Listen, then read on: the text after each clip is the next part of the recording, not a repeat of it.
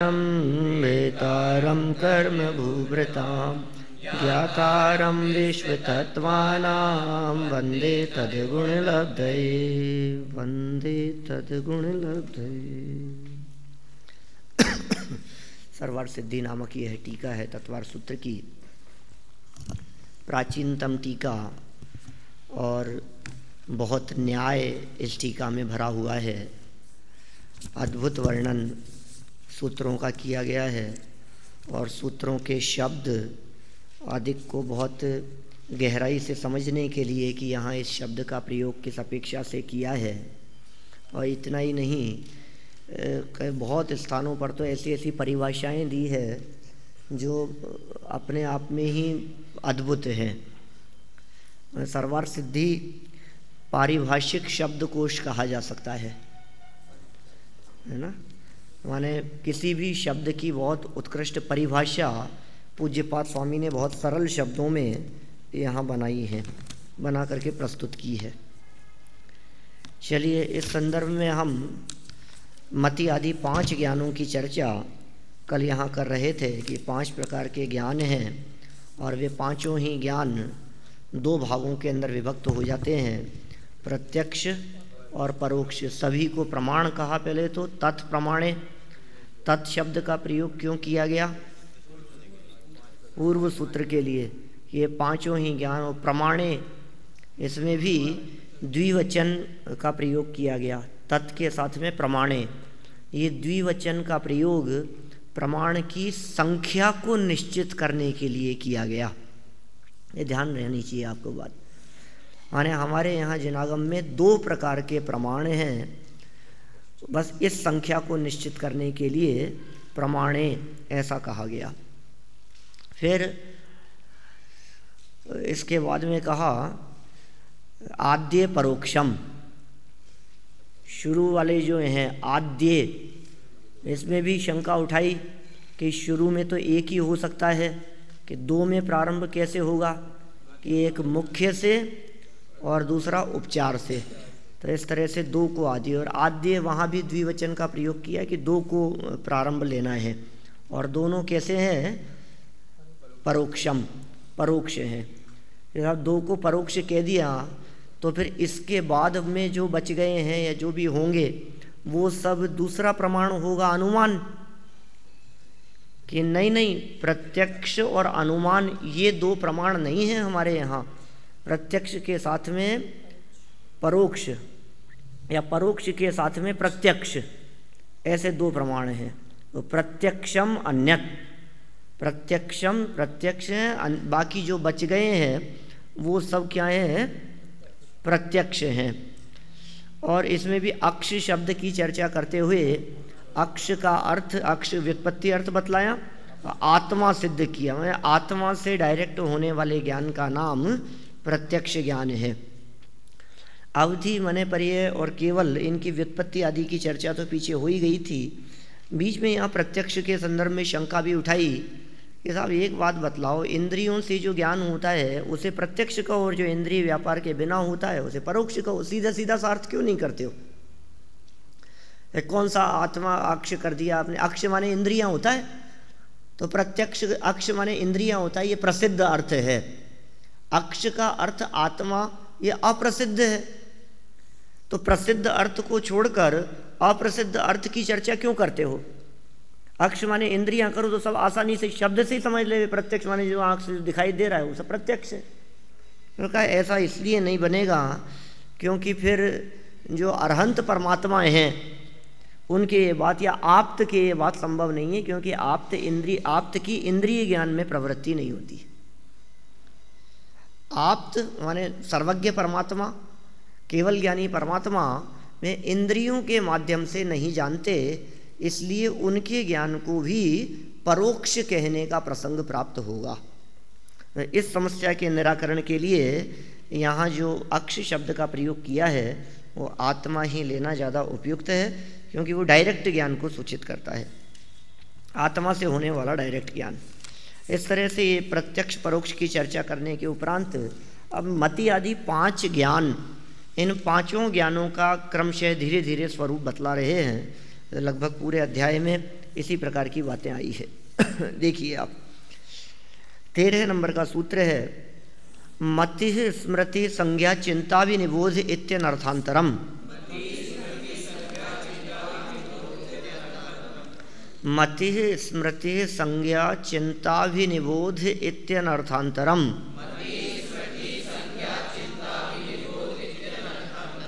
मति स्मृति संज्ञा चिंताभिनिबोध इत्यनर्थांतरम। ये सब क्या है? देखो, मति, फिर कहा स्मृति, संज्ञा, चिंता और अभिनिबोध इति अनर्थांतरम। अन माने नहीं है, है ना। अर्थांतर माने दूसरी वस्तु, दूसरी चीज। अन अर्थांतरम, अर्थांतर अन नहीं है माने दूसरे नहीं है, माने एक ही है। सीधा सीधा सा अर्थ हुआ पर्यायवाची है, मतलब दूसरे अर्थ वाले नहीं हैं, एक ही अर्थ वाले हैं। और एक ही अर्थ वाले जो हों उन्हें पर्यायवाची कहते हैं। तो मति स्मृति आदि जो हैं ये सब पर्यायवाची हैं, या ऐसा कह सकते हैं कि स्मृति संज्ञा चिंता विनिबोध ये सब मति के ही पर्यायवाची हैं, मति के ही नामांतर हैं। मति ज्ञान को ही इतने शब्दों से, इतने नामों से कहा जा सकता है। देखिए 182, आदि में जो ज्ञान कहा है उसके ये पर्यायवाची जानने चाहिए। Page number 76, paragraph 182। आदि में जो ज्ञान कहा है उसके ये पर्यायवाची शब्द जानने चाहिए, क्योंकि ये मति ज्ञानावरण कर्म के क्षयोपशम रूप, क्या कहा, सभी में मति ज्ञानावरण का क्षयोपशम है, चिंता में भी, अभिनिबोध में भी, स्मृति में भी, इन सब में मति ज्ञानावरण का क्षयोपशम है। ये अंतरंग निमित्त से उत्पन्न हुए उपयोग को विषय करते हैं, इनकी श्रुतादि में प्रवृत्ति नहीं होती। मति स्मृति संज्ञा आदि में सब में मति ज्ञानावरण कर्म का क्षयोपशम है, इसलिए इन सबको पर्यायवाची कहा जा सकता है। फिर भी इन सब की व्युत्पत्ति में फर्क है। मननम मति, स्मरणम स्मृति, संज्ञानम संज्ञा, चिंतनम चिंता और अभिनिबोधम अभिनिबोध है, यह इनकी व्युत्पत्ति है। यथा संभव इनका दूसरा विग्रह जानना चाहिए। फिर देखिए, यद्यपि इन शब्दों की प्रकृति अलग अलग है, शब्दों की प्रकृति अलग अलग प्रकार की है, देखना है किताब देना। यद्यपि इन शब्दों की प्रकृति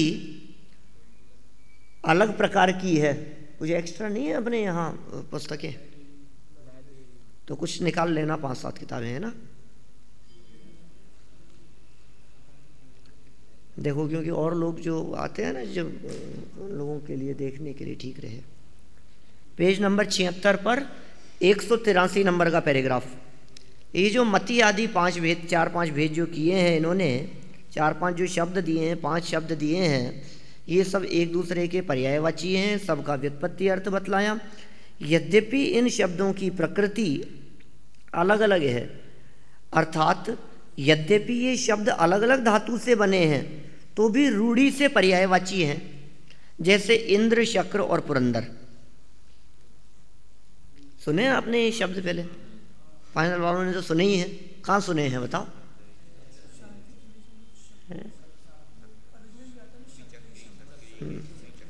इंद्र, शक्र, पुरंदर, शब्द नय, समभिरूढ़ नय एवं भूत नय, इन तीनों नयों की चर्चा करते हुए सर्वार्थ सिद्धिकार पूज्यपाद स्वामी ने ही इन इंद्र, शक्र और पुरंदर तीनों को एग्जाम्पल स्वरूप प्रस्तुत किया है। तीनों ही नयों की चर्चा करते समय ये सब देवराज इंद्र के वाचक हैं, ठीक है। इंद्र भी, शक्र भी और पुरंदर भी। देखो ये क्या, ये लिखा है ना, यहाँ पर भी लिख दिया है कि ईंधन क्रिया आदि की अपेक्षा से भेद है। शक्र सामर्थ्य का सूचक है, ईंधन क्रिया करे सो इंद्र है। पुरंदर नगर आदि का विभाजन करे, इस अपेक्षा से उसे पुरंदर कहा जाता है। तो यद्यपि ये तीनों शब्द भिन्न भिन्न हैं, फिर भी एक शचीपति के वाचक हैं। अब यदि समभिरूढ़ की अपेक्षा इन शब्दों का अलग अलग अर्थ लिया जाता है तो वह क्रम मति आदि शब्दों में भी पाया जाता है। वो कहेगा कि नहीं, मति शब्द का प्रयोग अलग अर्थ में होगा, श्रुत का अलग अर्थ में होगा। ये समभिरूढ़ नहीं कहता है कि जहाँ जो रूढ़ हो वहाँ उसी शब्द का प्रयोग किया जाना चाहिए। किंतु ये मति आदि मति ज्ञानावरण कर्म के क्षयोपशम रूप निमित्त से उत्पन्न हुए उपयोग को उल्लंघन नहीं करते, इसलिए इन सब का यहाँ एक ही अर्थ लगा लेना चाहिए। मति है, इसमें भी मति ज्ञानावरण कर्म का क्षयोपशम है, ठीक। स्मृति में भी मति ज्ञानावरण कर्म का क्षयोपशम है। चिंता, इसमें भी मति ज्ञानावरण कर्म का क्षयोपशम है। इसलिए मति ज्ञानावरण कर्म के क्षयोपशम का उल्लंघन न किया जाने वाला होने से इन सबको एक ही अर्थ में यहाँ स्वीकार करना चाहिए। फिर ये इति शब्द का प्रयोग क्यों किया कि ये प्रकारवाची है।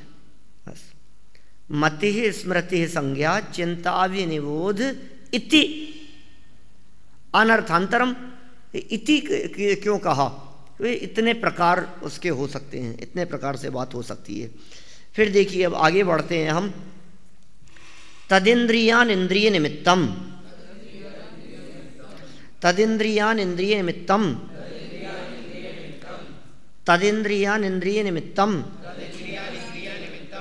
तत् इंद्रिय अनिंद्रिय निमित्तम, है ना, 3 टुकड़े हो जाएंगे इसके।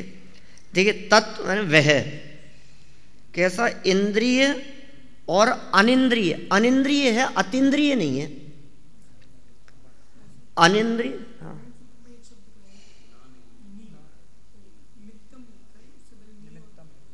हाँ, तो नी जोड़ लो उसमें मूल सूत्र में, ये छपने में गड़बड़ है, तो याद है ना एक्चुअल में। तदिंद्रियानिंद्रिय निमित्तम, न गायब है वहाँ, नी गायब है, निमित्तम। सुधार लिया, समझ में आ गया कहाँ है सौरभ? हाँ, देखो वह इंद्रिय और मन के निमित्त से होता है। वह मतलब कौन? मति ज्ञान। इंद्र शब्द का व्युत्पत्ति लभ्य अर्थ है इंद्रतीति इंद्र है। जो आज्ञा और ऐश्वर्य वाला है वह इंद्र है। इंद्र शब्द का अर्थ आत्मा है। वह यद्यपि ज्ञ स्वभाव है, तो जानने वाले स्वभाव वाला है, तो भी मति ज्ञानावरण कर्म के क्षयोपशम के रहते हुए स्वयं पदार्थों को जानने में असमर्थ है। माने ऐसा ही स्वरूप है मति ज्ञानावरण कर्म का, उसके क्षयोपशम का, कि यद्यपि आत्मा का स्वभाव जानने का है तो भी समझ लीजिए चक्षु इंद्रिय में विकृति है, तो चक्षु इंद्रिय संबंधी मति ज्ञानावरण उसके नहीं हो पाएगा। जानता तो आत्मा है, लेकिन वो आत्मा चक्षु इंद्रियावरण क्षयोपशम से जान पाता है। ये मति ज्ञानावरण का ऐसा क्षयोपशम चाहिए। जैसे कर्णेंद्रिय से हमारे को जानना है। अब आप कहोगे साहब कान की क्या जरूरत है, बिना कान के आत्मा डायरेक्ट क्यों नहीं सुन लेता? क्योंकि हम कान से सुनते हैं कि ज्ञान से सुनते हैं? आंख से देखते हैं कि ज्ञान से देखते हैं? हम लोग ज्ञान से देखते हैं ना, आंख से नहीं देखते। तो आंखें बंद कर लो और फिर बताओ कि पीछे कौन आया है। साहब क्या मालूम, ऐसे कैसे कहें हम, नहीं बता सकते कि क्यों। आत्मा से देखो ना डायरेक्ट कि नहीं। यद्यपि आत्मा ज्ञ स्वभावी है, जाननहार है, उसका ज्ञान नाम का गुण है, तथापि वो मति ज्ञानावरण के क्षयोपशम के बिना, क्षयोपशम के होने से इंद्रियों के बिना जानने में असमर्थ है।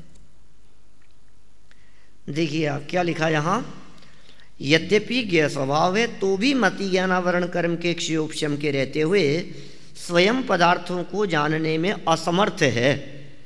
अतः उसको पदार्थ के जानने में जो लिंग अर्थात निमित्त होता है वह इंद्र का लिंग इंद्रिय कही जाती है। इंद्र माने तो आत्मा कर दिया, और इंद्रिय उस इंद्र का जो चिन्ह है, इंद्र का जो सहयोगी है जानने में, इंद्र के जानने में जो निमित्त है वो है इंद्रिय। माना बिना इंद्रिय के ये जान नहीं सकता। ठीक है ना। आंखें खराब हो गई, अब नहीं जान पा रहा। कान खराब हो गए, नहीं जान पा रहा।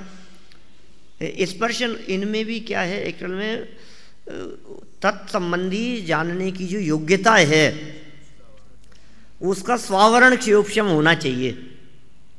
परीक्षा में का सूत्र है ना, स्वावरण क्षयोपशम लक्षण योग्यतया ही प्रतिनियतम अर्थम व्यवस्थापयति। तो अपना तत्संबंधी आवरण का क्षयोपशम हो तो वो पदार्थ जानने में आए। जैसे समझ लीजिए कोई भी चीज, जैसे ये पुस्तक जानने में आई, ये ग्रंथ जो है ये हमारे ज्ञान का विषय बना, तो कौन सी इंद्रिय से? ये चक्षु इंद्रिय से ये हमारे ज्ञान का विषय बना। इसका मतलब मति ज्ञानावरण कर्म के चक्षु इंद्रियावरण कर्म का पुस्तकावरण, ऐसा कह सकते हैं, पुस्तकावरण चक्षु इंद्रिय संबंधी मति ज्ञानावरण कर्म के क्षयोपशम से ये पुस्तक चक्षु इंद्रिय का विषय बनती है।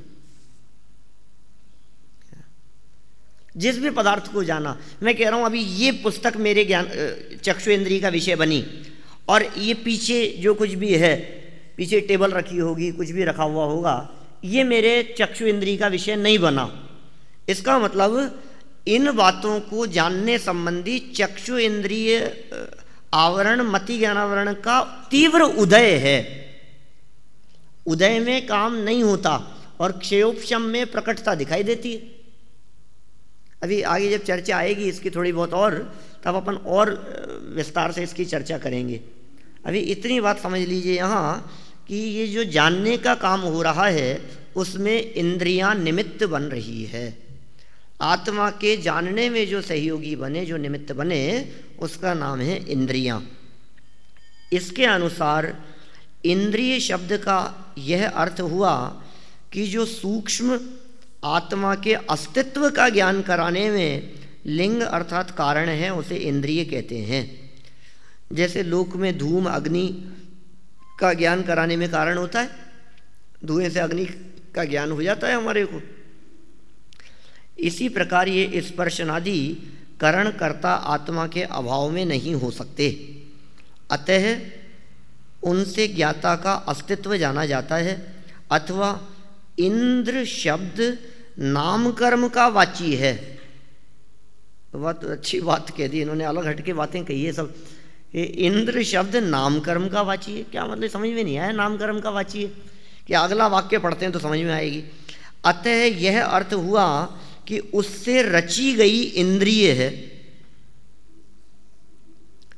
माने इंद्र को नाम कर्म के समान मान लो। नाम कर्म क्या काम करता है? शरीर संरचना का काम करता है। नाम कर्म रचना करने का काम करता है ना। नाम कर्म से शरीर बनता है, मतलब ये तो निमित्त मात्र कथन है। शरीर की संरचना में नाम कर्म का निमित्त है। वास्तव में नाम कर्म से शरीर नहीं बनता। नाम कर्म से शरीर नहीं बनता। साहब क्या बात कर रहे हो आप? नाम कर्म से नहीं बन, नाम कर्म ही तो है शरीर बनाने वाला। कि नहीं, क्योंकि नाम कर्म कार्माण वर्गणाएं हैं। कर्म तो कार्माण वर्गणाएं हैं, और शरीर जो है ये शरीर आहार वर्गणाएं हैं। तो ये शरीर नाम कर्म की संरचना नहीं है, माने कार्माण वर्गणाओं की संरचना नहीं है ये शरीर। ये शरीर तो आहार वर्गणाओं की संरचनाएं है। लेकिन आहार वर्गणाओं की शरीर रूप संरचना में निमित्त कौन बना? 8 कर्मों में से कौन सी कार्माण वर्गणाएं, कौन सा कर्म इस शरीर संरचना में निमित्त बना? कहेंगे नाम कर्म। तो नाम कर्म का काम जैसे संरचना करने का होता है, उसी तरह से ये इंद्र शब्द समझ लेना चाहिए, क्योंकि ये इंद्रियां रची गई, ऐसा उसको नाम कर्म के समानार्थक कहा। वे इंद्रियां स्पर्शनादिक है, जिनका कथन आगे करेंगे। अनिंद्रिय मन और अंतःकरण ये एकार्थवाची नाम है। अनिंद्रिय, अभी मैं बीच में कहा था मैंने, अतीन्द्रिय नहीं, अनिंद्रिय। अतीन्द्रिय माने इंद्रिय से परे, और अनिंद्रिय माने जो इंद्रिय तो नहीं है लेकिन ईशत इंद्रिय, अल्प इंद्रिय, इंद्रिय होने का आरोप जिस पर आवे उसका नाम है ईशत इंद्रिय। तो अनिंद्रिय शब्द का प्रयोग मन के अर्थ में किया जाता है। मन के अर्थ में कहेंगे अनिंद्रिय, और जो मन पावे विश्राम जहां होता है इंद्रिय और मन से पार, वो है अतीन्द्रिय। अतीन्द्रिय आनंद की बात करते हैं अपन, अनिंद्रिय नहीं। अनिंद्रिय शब्द इंद्रिय का निषेध परक है। अतः इंद्र के लिंग मन में अनिंद्रिय शब्द का व्यापार कैसे हो सकता है? तो यहाँ नंग का प्रयोग ईशत अर्थ में किया है। ईशत इंद्रिय और अनिंद्रिय, कैसे बात की है आपने? अनिंद्रिय कह रहे हो, अन शब्द निषेध सूचक होता है, इंद्रिय अन इंद्रिय अनिंद्रिय, तो इंद्रिय का निषेध हो गया। आप इसमें ईशत अर्थ में क्यों ले रहे हो? तो इन्होंने एग्जाम्पल दिया, कभी पूछ लिया जाता है, अनुदरा कन्या, अनुदरा कन्या। तो ऐसे शब्द का जब प्रयोग किया जाए तो इसका अर्थ सभी ये समझते हैं, सभी समझ लेते। इसका अर्थ ये नहीं कि बिना पेट वाली कन्या, कि पेट ही नहीं हो, पेट तो है लेकिन छोटा है, नहीं बराबर है, ठीक है, जैसे नहीं हो ऐसा है। ऐसे शब्दों को समझाने के लिए अनुदरा कन्या ये शब्द यहाँ दिए गए। फिर देखिए सूत्र क्या था? तत् इंद्रिय अनिंद्रिय निमित्तम, तत् इंद्रिय अनिंद्रिय निमित्तम। तो इंद्रिय और अनिंद्रिय माने पांचों इंद्रियां और मन ये निमित्त है, ये तो समझ में आ गया। लेकिन तत् शब्द का प्रयोग क्यों किया गया? ऐसी सुंदर शंका उठाइए। यहाँ 78 पेज पर 188 नंबर का पैराग्राफ देखिए। तत् पद का ग्रहण किस लिए किया है? सूत्र में तत् पद किस लिए दिया है? समाधान, सूत्र में तत् पद मति ज्ञान का निर्देश करने के लिए दिया है। शंका, मति ज्ञान का निर्देश, ये तो अनंतर किया ही है। वो तो देखो, मति ज्ञान निर्देश का अनंतर किया ही है, और ऐसा नियम है कि विधान या निषेध अनंतरवर्ती पदार्थ का ही होता है। अतः यदि सूत्र में तत्पद न दिया जाए तो भी मति ज्ञान का ग्रहण होता है। अब यदि तत्पद नहीं दो तो जो भी विधि निषेध होता है सूत्र में वो अनंतरवर्ती सूत्र का ही होता है। ये तत् के संदर्भ में लगभग इसी प्रकार की व्याख्या पहले भी कर चुके हैं अपन। माने तत् शब्द का जो प्रयोग है वो प्रयोग नहीं करते तो भी यहाँ इंद्रिय अनिंद्रिय निमित्तम मति ज्ञान के संदर्भ में स्वयमेव ही लागू हो जाता, क्योंकि पिछले सूत्र में उसकी चर्चा की गई है। ठीक है, मति स्मृति संज्ञा, ये सब मति की चर्चा की है ना, तो अपने आप ही ग्रहण हो जाता उसका। समाधान, इस सूत्र के लिए और अगले सूत्र के लिए तत्पद का निर्देश किया है, अकेले इसी सूत्र के लिए नहीं। यहां तत्पद का प्रयोग सिर्फ पिछले सूत्र से संबंध जोड़ने के लिए ही नहीं, अगले सूत्र से संबंध जोड़ने के लिए भी किया है। देखो बहुत सुंदर बात कही है आगे। मति आदि पर्यायवाची शब्दों के द्वारा जो ज्ञान कहा गया है वह इंद्रिय और अनिंद्रिय के निमित्त से होता है, और उसी से अवग्रह या अवाय धारणा ये चार भेद हैं, इसलिए पूर्वोक्त दोष प्राप्त नहीं होता। यदि तत्पद का प्रयोग न किया जाता, ये ध्यान रखने योग्य बात है, यदि तत्पद का प्रयोग न किया जाता तो मति आदि पर्यायवाची नाम तो प्रथम ज्ञान के होते, ठीक है, हो जाएंगे, और इंद्रिय अनिंद्रिय के निमित्त से होने वाला ज्ञान श्रुति ज्ञान कहलाएगा। यदि तत् नहीं कहें, मान लो तत् का प्रयोग नहीं करें, तो मति आदि जो नामांतर कहें वो तो मति के हो गए, और तदिंद्रिय अनिंद्रिय निमित्तम ये श्रुति ज्ञान के लिए होता, और अवग्रह हवाय धारणा ये श्रुति ज्ञान के भेद हो जाते। नहीं समझ में? क्योंकि 5 ज्ञान है ना, मति श्रुत अवधि मने पर्याय केवल ज्ञान। अब एक सूत्र में जो चर्चा की है वो पहले की चर्चा होगी, फिर उसके आगे वाले सूत्र में दूसरे की चर्चा होगी, फिर उसके आगे वाले सूत्र में तीसरे की चर्चा होगी। भाई इसी क्रम से बिना बतलाए, सूत्रों में तो यही विधान चलता है कि जिस क्रम से नाम दिए थे उसी क्रम से आगामी सूत्रों में व्याख्या की जाएगी। तो मति स्मृति संज्ञा कह करके यहाँ मति ज्ञान की चर्चा कर दी, और इंद्रिय अनिंद्रिय निमित्त कहते तो ये इसका संबंध श्रुत ज्ञान के साथ में हो जाता। समझ में आ गई बात? तो इसका संबंध श्रुत ज्ञान के साथ में नहीं है, ऐसा निराकरण करने के लिए तत्पद का प्रयोग किया। और फिर पता है इतनी समस्या के बाद में एक और समस्या आती, इंद्रिय अनिंद्रिय निमित्तम कहते ये श्रुत ज्ञान का संबंध होता, और इतना ही नहीं, फिर आगे जो अवग्रह आवाय धारणा जो सूत्र कहा है वो श्रुत ज्ञान के भेद हो जाते।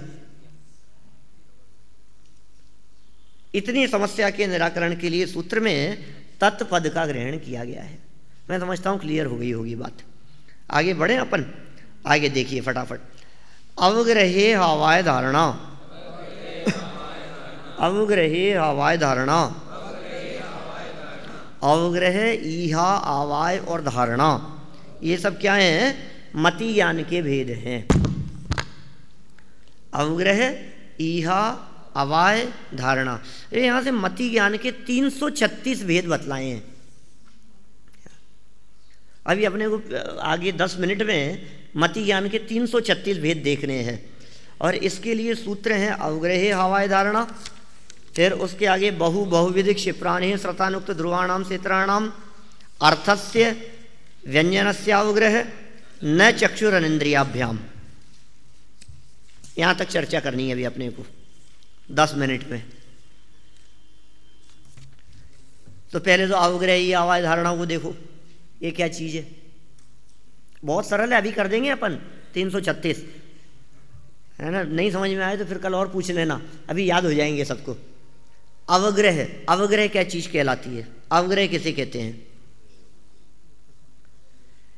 विषय और विषयी इनके माध्यम से जो दर्शनोपयोग होता है सन्निपात पूर्वक, उसके पश्चात प्रथम ग्रहण का नाम अवग्रह है।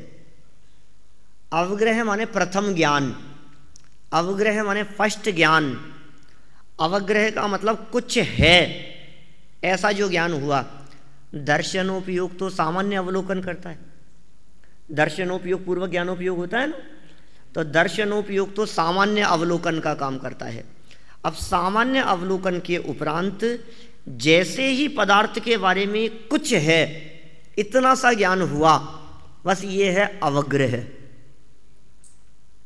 अवग्रह माने है बस चलते चलते हमारे को कोई चीज़ टच हो गई और हम आगे निकल गए, ये अवग्रह होकर के छूट गया।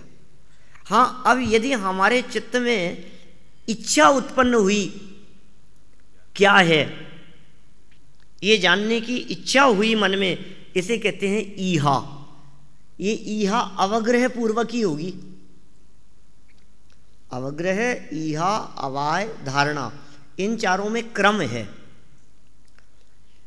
अवग्रह हुआ तो ईहा आदि हो कोई जरूरी नहीं है, लेकिन ईहा होगी वो अवग्रह पूर्वक ही होगी। फिर अवग्रह और ईहा हुआ, अवाय हो ये कोई जरूरी नहीं है, लेकिन यदि होगा तो अवग्रह और ईहा पूर्वक ही होगा। फिर ये 3 हुए तो धारणा हो कोई जरूरी नहीं है, लेकिन यदि धारणा में कोई बात है तो अवग्रह, ईहा, अवाय इन पूर्वक ही हुआ है। समझ में आ गई बात? तो अवग्रह माने प्रथम ज्ञान कुछ है, ये सफेद सफेद कुछ था, ठीक है ना, ये अवग्रह है। ये क्या था ये जानने की इच्छा।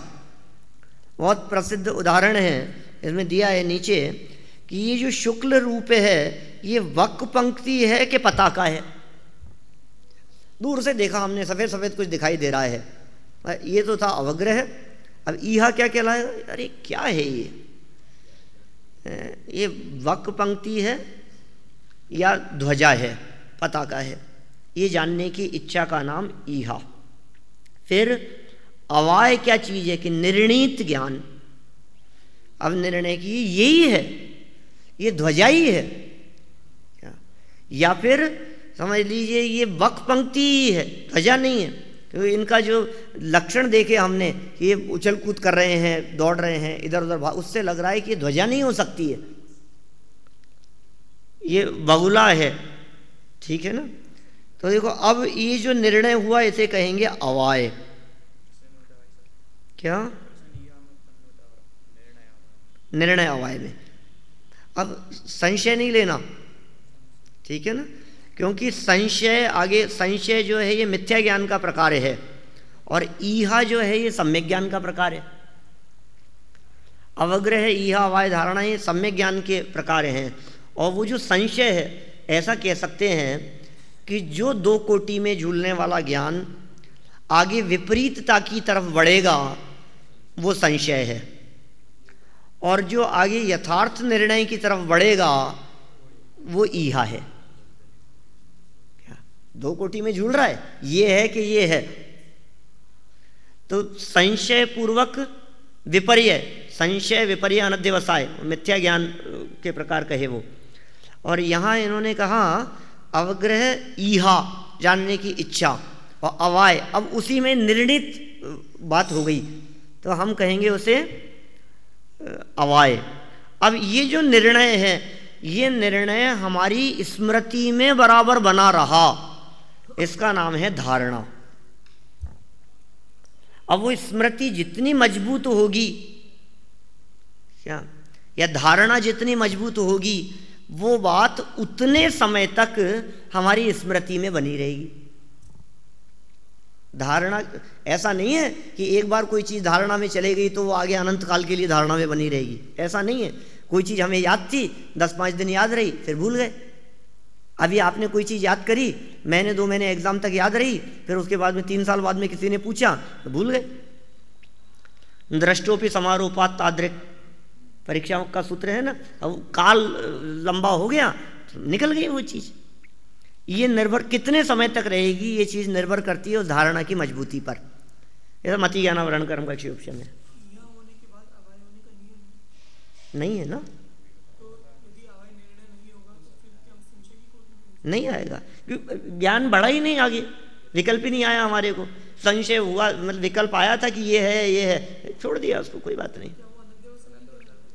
वो अलग चीज़ है। लेकिन ये तो नहीं किया ना उसने, ज्ञान आगे नहीं बढ़ा। कभी कभी होता है ऐसा, हम जल्दीबाजी में थे, कोई चीज़ छू गई, अवग्रह हुआ, कुछ था, निकल गए, आगे टाइम नहीं था हमारे पास में, वो वहीं तक होकर के छूट गया। ऐसा नहीं, बस प्रथम ग्रहण ऐसा लेना, ठीक है ना।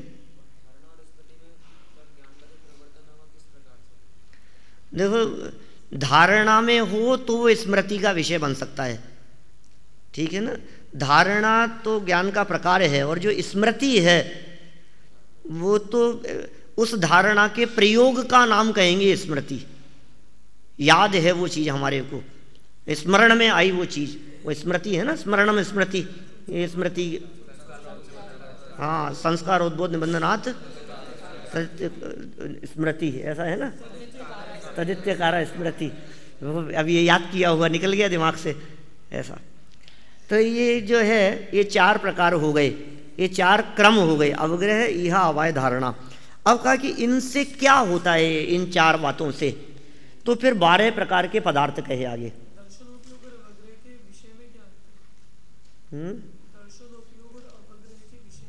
दर्शनोपयोग और अवग्रह के विषय में तो बिल्कुल स्पष्ट ही अंतर है। अवग्रह जो है वो मति ज्ञान अर्थात ज्ञान का प्रकार है, और जो दर्शनोपयोग है ये दर्शन गुण की पर्याय है। विषय तो एक ही है दोनों का, क्योंकि दर्शनोपयोग पूर्वक ही तो ज्ञानोपयोग हुआ। तो अवग्रह ने जिसको विषय बनाया उसके पहले दर्शनोपयोग हो चुका था। जिस विषय का दर्शनोपयोग होगा उसी विषय का तो अवग्रह आगे होगा, माने अवग्रह के पहले दर्शनोपयोग जरूरी है। आगे जब अपनी चर्चा आएगी इसके संदर्भ में, दर्शनोपयोग और ज्ञानोपयोग के संदर्भ में, तब अपन और विशेष बात देखेंगे आगे, है ना। उपयोगो लक्षणम सैद विविधोष्टि चतुर्भेद, ये आगे जब चर्चा आएगी तो दर्शनोपयोग ज्ञानोपयोग की बात होगी वहाँ। अभी तो देखिए आप फटाफट क्या बात कहना चाह रहे हैं। यहाँ कहा 12 प्रकार के पदार्थ कह दिए। मूल सूत्र है आगे, बहुविध क्षिप्राणि श्रतानुक्त ध्रुवाणाम स्थित्राणाम। बहुविध क्षिप्राणि श्रतानुक्त ध्रुवाणाम स्थित्राणाम। 6 शब्द दिए हैं, एक बहु, दूसरा बहुविध, तीसरा क्षिप्र, फिर अनिश्रित, अनुक्त और ध्रुव। फिर का स इतर, इतर विपरीत, प्रतिपक्षी, दूसरा। इन 6 में ही इतर और लगाना, माने जो 6 शब्द दिए हैं ये 6 इनके विपरीत और हो जाएंगे तो 12 हो जाएंगे कुल। माने बहु का उल्टा 1, बहुविध का उल्टा एक विधि, क्षिप्र का उल्टा अक्षिप्र, अनिश्रित का उल्टा निश्रित, अनुक्त का उल्टा उक्त और ध्रुव का उल्टा अध्रुव। ये 12 हो गए। इन शब्दों के अर्थ बहुत सरल हैं। बहु माने बहुत सारे, बहुविधि माने बहुत प्रकार के, क्षिप्र माने शीघ्र, जल्दी जो हो उसका नाम शीघ्र। ये सब पदार्थ हैं। आगे क्योंकि आगामी सूत्र के अंदर कह दिया अर्थस्य, इन शब्द के बारे में आगे कहा है। 17 नंबर का सूत्र है अर्थस्य, माने ये सब पदार्थ हैं। अब इन पदार्थों को जैसे समझ लीजिए, क्षिप्र माने कहा शीघ्रता से, और अक्षिप्र माने कहा धीरे धीरे। तो कोई पदार्थ ऐसे होते हैं जिनका शीघ्रता से ज्ञान हुए, जल्दी से ज्ञान हो गया फटाफट, और कुछ ऐसे हैं जिनका धीरे धीरे ज्ञान हुए। जल्दी से दौड़ने वाले पदार्थ का ज्ञान हो गया, जैसे कोई चीज़ निकल गई एकदम सामने से और फटाफट ज्ञान कर लिया हमने उसका, दिख गई वो चीज़, एक क्षिप्र, और इतना धीरे था कि हम उसका ज्ञान नहीं कर पाए। कोई धीरे धीरे हो, मतलब धीरे, जैसे कभी कभी होता है ना लैंग्वेज में, कभी ऐसा होता है जैसे इंग्लिश है, संस्कृत है, कोई भी ऐसी अदर लैंग्वेज है जिसका हमारे को थोड़ा बहुत ज्ञान है। यदि कोई व्यक्ति फास्ट बोलता है तो हमारे को पकड़ में नहीं आता, ठीक है ना। तो वो अक्षिप्र होगा तो समझ में आएगा, वो क्षिप्र है तो समझ में नहीं आ रहा है। अब दोनों प्रकार का ज्ञान, की फास्ट बोलो तो भी समझ में आ जाए और स्लो बोलो तो भी समझ में आ जाए, ऐसा है क्षिप्र अक्षिप्र। फिर निश्रित माने ढका हुआ, अनिश्रित माने नहीं ढका हुआ। तो ढका हुआ हो और नहीं ढका हुआ, प्रकट और अप्रकट, उक्त और अनुक्त। उक्त माने कहा हुआ और अनुक्त माने नहीं कहा हुआ। ध्रुव माने स्थिर और अध्रुव माने अस्थिर। इस तरह से ये टोटल पदार्थ हो गए 12। इन सब के लिए कहा अर्थस्य, ये सब पदार्थ हैं।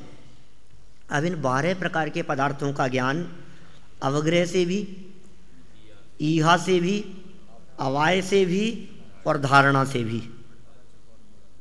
ठीक है, सबसे हो सकता है।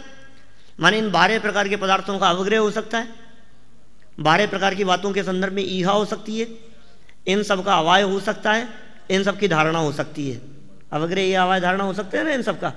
अब इन सब के साथ में लगाना कि ये जो 12 प्रकार की बातों का अवग्रह ये अवाय धारणा कहा है, ये सब इंद्रियों से और मन से, क्या 6 से हो जाएगा। तो कितने हो जाएंगे? देखो अभी सब मिलाकर के 336 होंगे। अभी कैसे होंगे वो देखें एक बार। अभी एक सूत्र और देख लो आगे वाला, व्यंजनस्यावग्रह। अर्थ से तो हो गया ना, अर्थ है सब पदार्थ हैं। व्यंजनस्यावग्रह, और फिर आगे का न चक्षुरनिंद्रियाभ्याम, न चक्षुरनिंद्रियाभ्याम, कि व्यंजनस्य अवग्रह। व्यंजन कहते हैं अव्यक्त पदार्थों के समूह को, वो कहलाता है व्यंजन, और इनका अवग्रह ही होता है। अव्यक्त पदार्थों का समूह व्यंजन कहलाता है। अस्पष्ट है, अव्यक्त है, अव्यक्त शब्दाधिक, जो अव्यक्त रहे वो कहलाएगा व्यंजन। तो इनका अवग्रह होकर के छूट गया, ईया नहीं हो पाई, अवाय धारणा भी नहीं होगा। व्यंजनों का अवग्रह ही होता है, ठीक है। और कहा न चक्षुर अनिंद्रियाभ्याम, का ये व्यंजन अवग्रह माना अस्पष्ट पदार्थों का ज्ञान, ये चक्षु और मन इनसे नहीं होता। माने चक्षु और मन से स्पष्ट ज्ञान ही होता है, अस्पष्टपना नहीं होगा। तो व्यंजन अवग्रह की बात करो, ऐसा समझो अवग्रह 2 प्रकार का है, अर्थावग्रह और व्यंजनावग्रह। माने अवग्रह 2 प्रकार के पदार्थ का होता है, एक तो अस्पष्ट का अवग्रह और एक स्पष्ट का अवग्रह। तो अवग्रह जो है वो जो 2 प्रकार का कहा, अर्थावग्रह वो तो होता है सब इंद्रिय और मन से, और जो व्यंजनावग्रह है वो होता है चक्षु और मन से नहीं होता, बाकी 4 से होता है। वापस सुनना ध्यान से, क्या कहा? व्यंजनावग्रह चक्षु और मन से नहीं होता। न चक्षु अनिंद्रियाभ्याम, चक्षु और मन से नहीं होता व्यंजनावग्रह। तो इसका मतलब व्यंजन अवग्रह की अपेक्षा से भेद देखेंगे, व्यंजन अवग्रह की अपेक्षा से, तो 12 प्रकार के तो पदार्थ बहुआदिक। अब इन 12 प्रकार के पदार्थों का व्यंजन अवग्रह स्पर्शन इंद्रिय से तो 12 हो जाएंगे। 12 प्रकार के पदार्थों का व्यंजन अवग्रह रसना इंद्रिय से, 12 प्रकार के पदार्थों का व्यंजन अवग्रह घ्राणेन्द्रिय से, और 12 प्रकार के पदार्थों का व्यंजन अवग्रह कर्णेन्द्रिय से। चक्षु और मन से नहीं होता। 48 हो गए। अब इन 48 को तो रखो अभी एक तरफ साइड में, व्यंजन अवग्रह की अपेक्षा से। अब लगाओ उन सबको, अवग्रह या आवाज धारणा अर्थावग्रह की अपेक्षा से भेद करो, तो 12 प्रकार के पदार्थ, इन सब के अर्थावग्रह की अपेक्षा से देखो तो स्पर्शन इंद्रिय से, रसना इंद्रिय से, घ्राण इंद्रिय से, चक्षु इंद्रिय से, कर्णेन्द्रिय से, मन से अवग्रह 72 हो जाएंगे। 72 हो जाएंगे ना। 12 पदार्थ स्पर्शन इंद्रिय से अवग्रह, 12 पदार्थ रसना इंद्रिय से, सब बढ़ते हुए 6 प्रकार से, तो 72 प्रकार का अर्थावग्रह हो जाएगा। ठीक है। अब ईहा लगाओ, 72 प्रकार की ईहा हो जाएगी। 12 पदार्थ, ठीक है, और इंद्रियों और मन से, तो 12 प्रकार, ये 6 हो गए। ये 6 मतलब कुल 72 प्रकार की हो गई ईहा, और 72 प्रकार का अवाय, और उन्हीं 72 की धारणा 288 हो गए। तो 288 और 48 व्यंजन अवग्रह, तो कुल मिलाकर के 336 भेद ये मति ज्ञान के बनते हैं। एक बार आप वापस देखना, पढ़ करके देखना, सूत्रों को यहाँ तक पढ़ लेना। कल हम 20 नंबर के सूत्र से आगे बढ़ेंगे। कोई बात नहीं समझ में आई होगी तो उसकी भी चर्चा करेंगे। अभी की बात को हम विराम देते हैं। हाँ, पदार्थ तो 12 ही हैं, लेकिन उनका क्या हुआ, अल्प हुआ, अव्यक्त हुआ इन 12 प्रकार के पदार्थों का।